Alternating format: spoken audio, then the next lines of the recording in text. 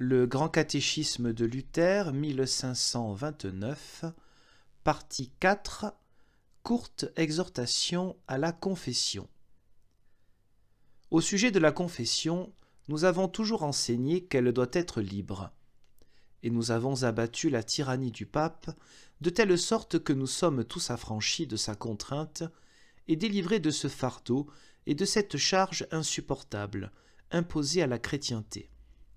En effet, comme nous l'avons tous expérimenté, rien jusqu'à présent n'était plus pénible que l'obligation, faite à chacun, de se confesser, sous peine du péché mortel le plus grave. En outre, on aggravait cela si fort, en martyrisant les consciences, par l'énumération de tant de péchés, que personne ne pouvait se confesser assez purement.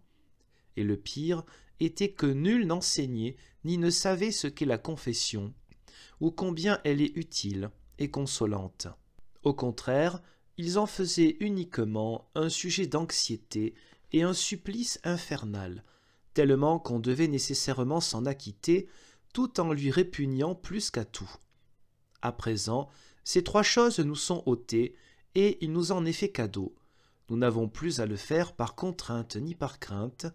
Nous sommes déchargés également du supplice d'énumérer avec tant de précision tous nos péchés. En outre, nous avons l'avantage de savoir comment on doit en user de manière salutaire pour la consolation et l'affermissement de notre conscience. Mais ces choses, chacun les sait aujourd'hui, et ils les ont, hélas, trop bien apprises, au point qu'ils font ce qui leur plaît et qu'ils usent de cette liberté comme s'ils n'avaient plus jamais le devoir ou le besoin de se confesser. Car on a tôt fait de saisir ce qui, d'une façon générale, nous est agréable. Et là où l'Évangile est tendre et doux, il pénètre avec une extrême facilité en nous. Mais de tels pourceaux, ai-je dit, ne devraient pas vivre sous l'Évangile, ni en avoir aucun profit, mais, au contraire, rester sous le pape et se laisser pousser et tourmenter, de telle sorte qu'il soit forcé de se confesser, de jeûner, etc., plus que jamais. Car celui qui ne veut pas croire l'Évangile, ni vivre selon lui, ni faire ce qu'un chrétien doit faire, ne doit pas non plus jouir de cet Évangile. Que dirait-on si tu entendais uniquement tirer profit de quelque chose, sans rien faire toi-même et sans y mettre du tien? Aussi, notre volonté est de n'avoir rien prêché à de tels gens, et aussi de ne leur concéder rien, volontairement, de notre liberté, et de ne pas les laisser jouir d'elle, mais bien de laisser de nouveau le pape ou son pareil régner sur eux, qui les contraignent comme un vrai tyran. Car à la populace qui ne veut pas obéir à l'Évangile, il ne faut pas autre chose qu'un tel geôlier, qui soit le diable de Dieu et son bourreau. Mais quant aux autres, qui font bon accueil à ce qu'on leur dit, il nous faut sans cesse leur prêcher, les encourager, les stimuler et les attirer, afin qu'ils ne laissent pas passer, sans en user, ce trésor précieux et consolant offert par l'Évangile. C'est pourquoi nous dirons aussi quelques mots de la confession pour instruire et exhorter les simples. Premièrement, j'ai dit qu'outre cette confession dont nous parlons ici, il y a encore deux sortes de confessions qui pourraient être désignées plutôt comme une confession commune à tous les chrétiens. C'est le cas lorsqu'on se confesse à Dieu seul ou à son prochain seul et qu'on demande pardon, confession qui est comprise dans le Notre Père, où nous disons « Remets-nous nos dettes comme nous remettons à nos débiteurs », etc. Bien plus, le Notre Père entier n'est autre chose qu'une telle confession. En effet, qu'est-ce que notre prière, sinon que nous confessons que nous n'avons pas et que nous ne faisons pas ce que nous devons, et que nous désirons recevoir la grâce et une conscience joyeuse?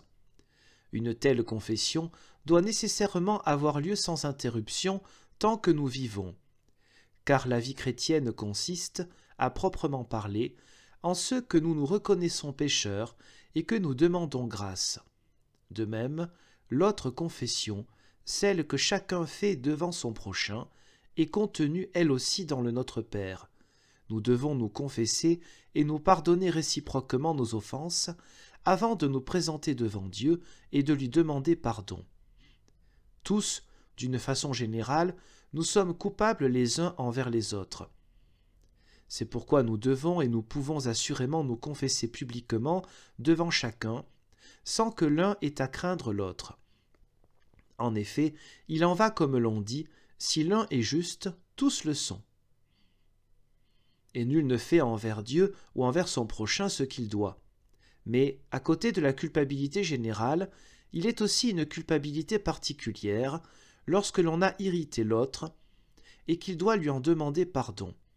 Par conséquent, nous avons, dans le Notre Père, deux absolutions par lesquelles nous est pardonné ce que nous avons commis et envers Dieu et envers notre prochain, lorsque nous pardonnons à notre prochain et que nous nous réconcilions avec lui. Or, outre cette confession publique, quotidienne et nécessaire, il y a cette confession secrète qui a lieu entre soi et un seul frère. En voici l'utilité.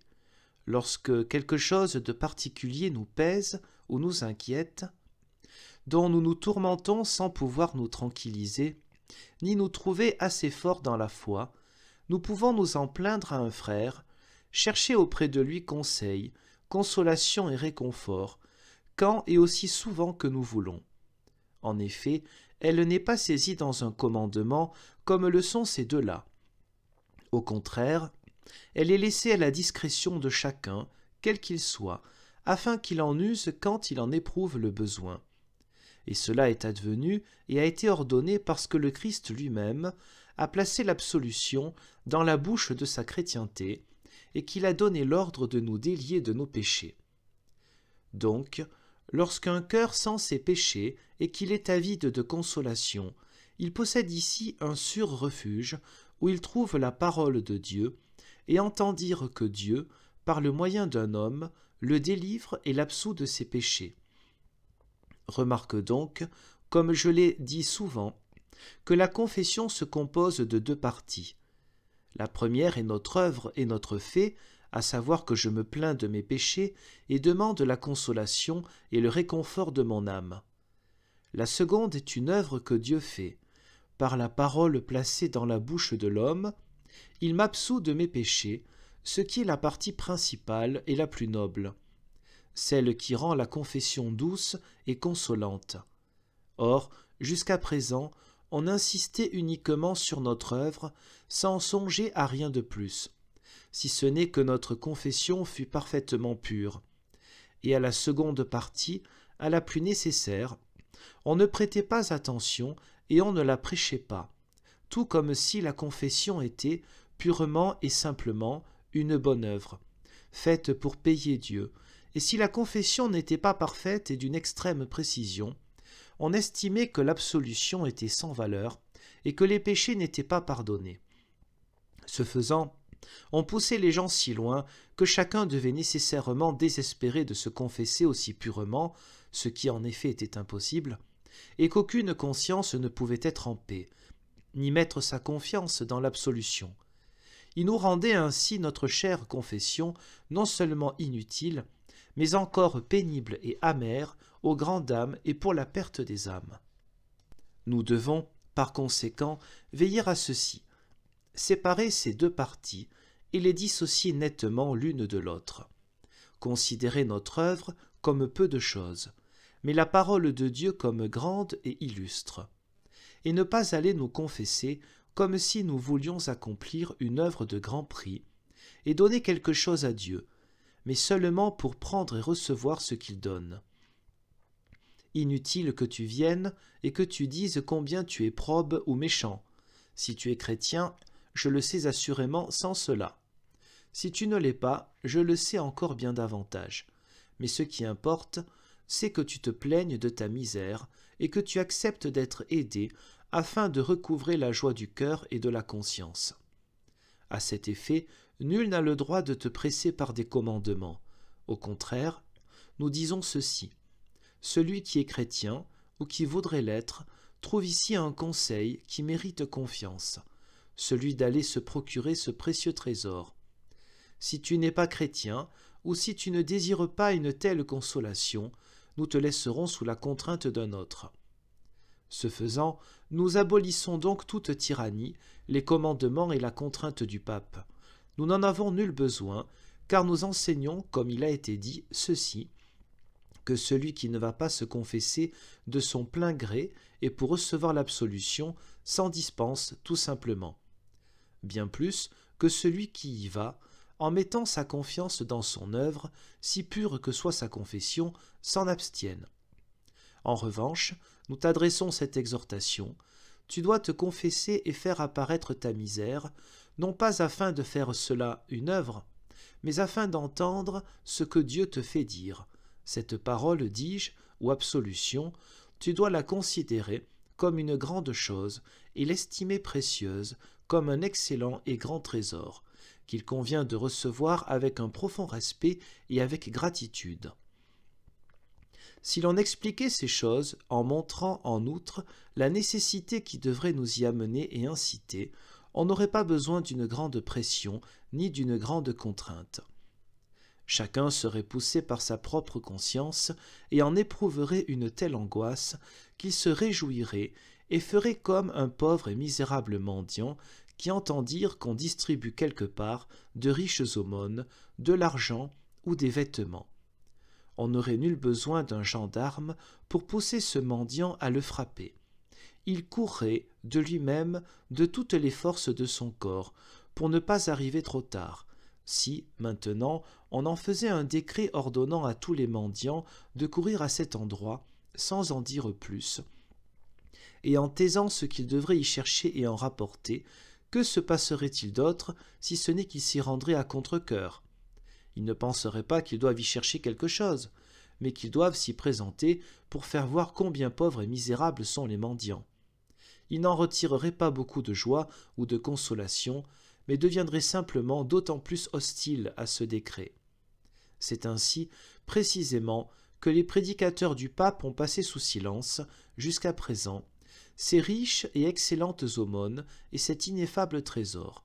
Ils se sont contentés d'y mener les gens en foule, uniquement pour faire voir combien nous sommes des gens impurs et souillés. Qui, dans ces conditions, aurait pu aimer se confesser? Mais nous ne disons pas que l'on doit voir comme tu es rempli de souillure, et s'y mirer, mais nous donnons ce conseil. Si tu es pauvre et misérable, vas-y et use de ce remède salutaire. Celui qui sent sa misère et sa détresse éprouvera, certes, un tel désir de ce remède qu'il y courra avec joie. Quant à ceux qui n'en font aucun cas et qui ne viennent pas d'eux-mêmes, ceux-là, nous les abandonnons à leur sort. Mais qu'ils sachent que nous ne les regardons pas comme des chrétiens.